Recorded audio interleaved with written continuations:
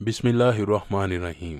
हम बहैसियत मुसलमान जैसे ही होश संभालते हैं तो यही जुमला सुनने को मिलता है कि कुरान पाक में अल्लाह पाक ने हर चीज़ को बयान किया हुआ है। कुरान एक इल्म का समुंदर है जो हर शय, हर इंसान और कायनात के हर जर्रे की वजाहत करता है। इस समुंदर में जो कोई जितना डूबता जाएगा उतना ही कुरान से इल्म सीखता जाएगा। जैसे कि इरशाद बारी ताला है, उतारी हमने तुम पर किताब जो हर चीज का रोशन बयान है और हदायत, रहमत और खुशखबरी है मुसलमानों के लिए। नाजरीन ग्रामी, हमारा मसला तो ये है कि क्यों हम अपने आप को कुरान पाक में नहीं ढूंढ पाते और क्यों हम अपने हर सवाल का जवाब कुरान से हासिल नहीं कर पाते। आज की वीडियो में हम आपको सिखाएंगे कि कैसे आप खुद को कुरान पाक में ढूंढ सकते हैं। अशरफुल मखलूकात बनी नो इंसान से अल्लाह रब्बुल इज़्ज़त का आखिरी कलाम हतमी वही कुरान मजीद की सूरत में क़यामत तक के लिए महफूज कर दिया गया।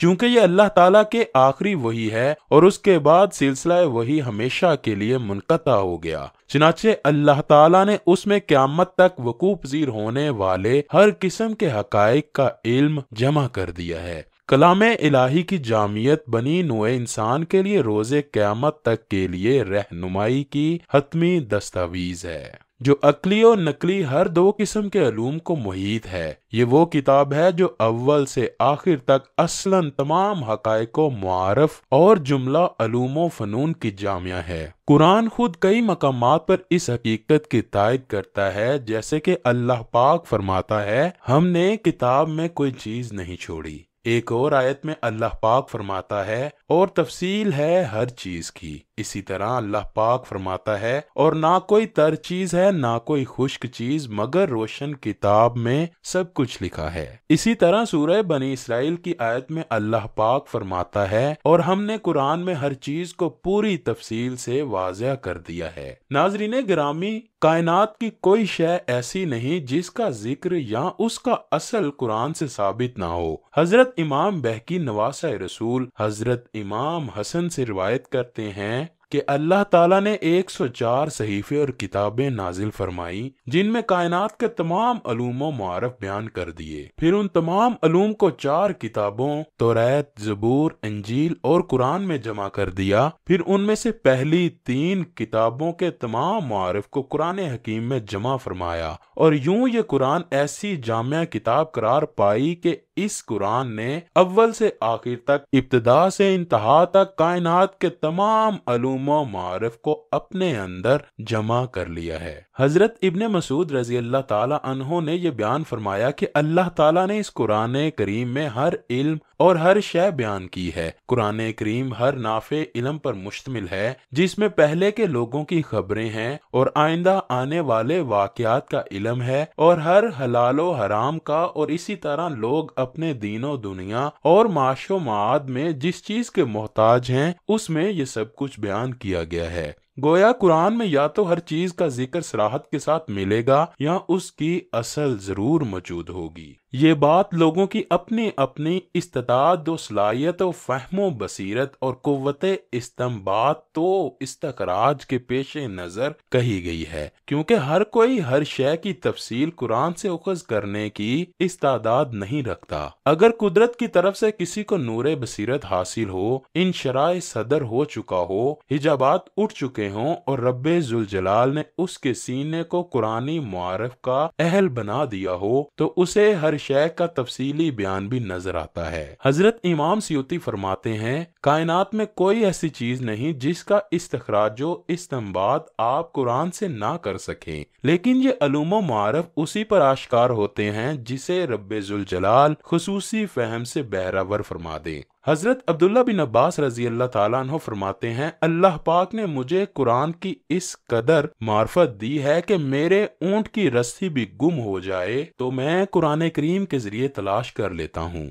इमाम शाफई फरमाया करते थे, जिस चीज का चाहो मुझसे पूछ लो, मैं उसका जवाब कुरान से दूंगा। नाजरीन, आइए आपको आज सिखाते हैं कि आप खुद को कुरान पाक में कैसे ढूंढ सकते हैं। इसके लिए दिलचस्प वाकया बयान करना जरूरी है। ایک جلیل القدر تابعی اور عرب سردار احنف بن قیس ایک دن بیٹھے ہوئے تھے کہ کسی نے یہ آیت پڑھی، ہم نے تمہاری طرف ایسی کتاب نازل کی جس میں تمہارا تذکرہ ہے، کیا تم نہیں سمجھتے ہو؟ وہ چونک پڑے اور کہا کہ ذرا قرآن مجید تو لاؤ، اس میں اپنا تذکرہ تلاش کروں اور دیکھوں کہ میں کن لوگوں کے ساتھ ہوں اور کن سے مجھے مشابہت ہے۔ انہوں نے قرآن مجید کھولا اور پڑھنا شروع کر دیا۔ پڑھتے پڑھتے اس آیت پر پہنچے، رات کے تھوڑے حصے میں سوتے تھے اور اوقات سحر میں بخشش مانگا کرتے تھے، اور ان کے مال میں مانگنے والے اور نہ مانگنے والے دونوں کا حق ہوتا تھا۔ اس آیت کو پڑھ کر فرمانے لگے، میں تو ان لوگوں میں نہیں ہوں۔ پھر قرآن پڑھنا شروع کر دیا۔ سورہ سجدہ کی آیت نمبر 16 پر پہنچے، جس کا ترجمہ کچھ یوں ہے،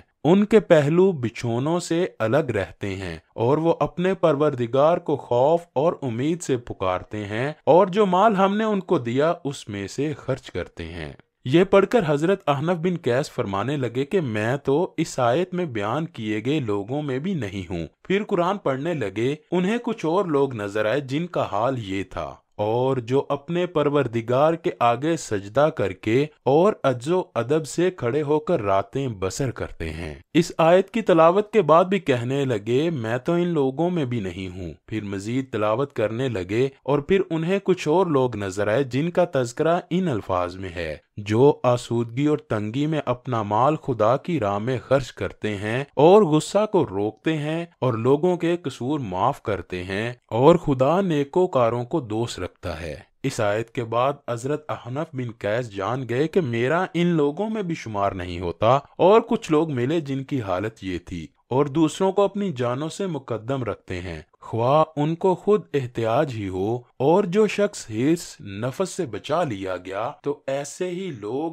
مراد پانے والے ہوتے ہیں۔ اور کچھ لوگوں کی زیارت ہوئی جن کے اخلاق یہ تھے، اور جو بڑے بڑے گناہوں اور بے حیائی کی باتوں سے پرہیز کرتے ہیں، اور جب غصہ آتا ہے تو معاف کر دیتے ہیں۔ ان لوگوں میں بھی اپنے اوصاف نہ ڈھونڈ پائے تو فرمانے لگے، اے اللہ، میں اپنے حال سے واقف ہوں، میں تو ان لوگوں میں کہیں نظر نہیں آتا۔ پھر رونا شروع کر دیا اور تلاوت فرمانے لگے، اور ایک آیت پر پہنچے تو کانپ کر رہ گئے، جس کا ترجمہ اس طرح ہے، ان کا حال یہ تھا کہ جب ان سے کہا جاتا تھا کہ خدا کے سوا کوئی معبود نہیں تو غرور کرتے تھے اور کہتے تھے کہ بھلا ہم ایک دیوانہ شاعر کے کہنے سے کہیں اپنے معبودوں کو چھوڑ دینے والے ہیں۔ یہ پڑھ کر حضرت احنف فرمانے لگے، میں ان لوگوں میں بھی نہیں ہوں۔ پھر تلاوت فرمائی تو کچھ اور لوگ نظر آئے جن کی حالت کچھ یوں تھی، اور جب تنہا خدا کا ذکر کیا جاتا ہے تو جو لوگ آخرت پر ایمان نہیں رکھتے ان کے دل منقبض ہو جاتے ہیں، اور جب ان کے سوا اوروں کا ذکر کیا جاتا ہے تو ان کے چہرے کھل اٹھتے ہیں۔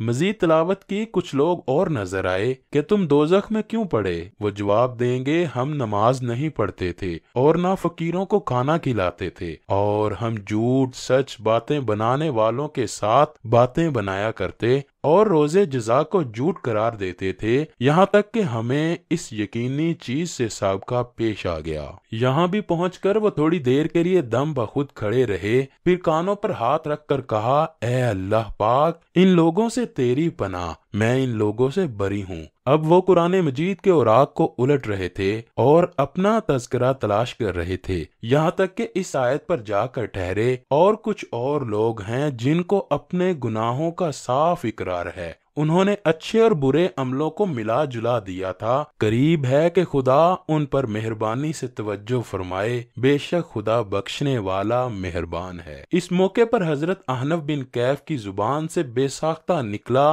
ہاں ہاں، یہ بے شک میرا حال ہے۔ پھر زاروں قطار رونے لگے، اللہ پاک ہمیں زیادہ سے زیادہ قرآن کی تلاوت کرنے اور اسے سمجھنے کی توفیق عطا فرمائے۔ کمنٹ سیکشن میں آمین ضرور لکھیے گا۔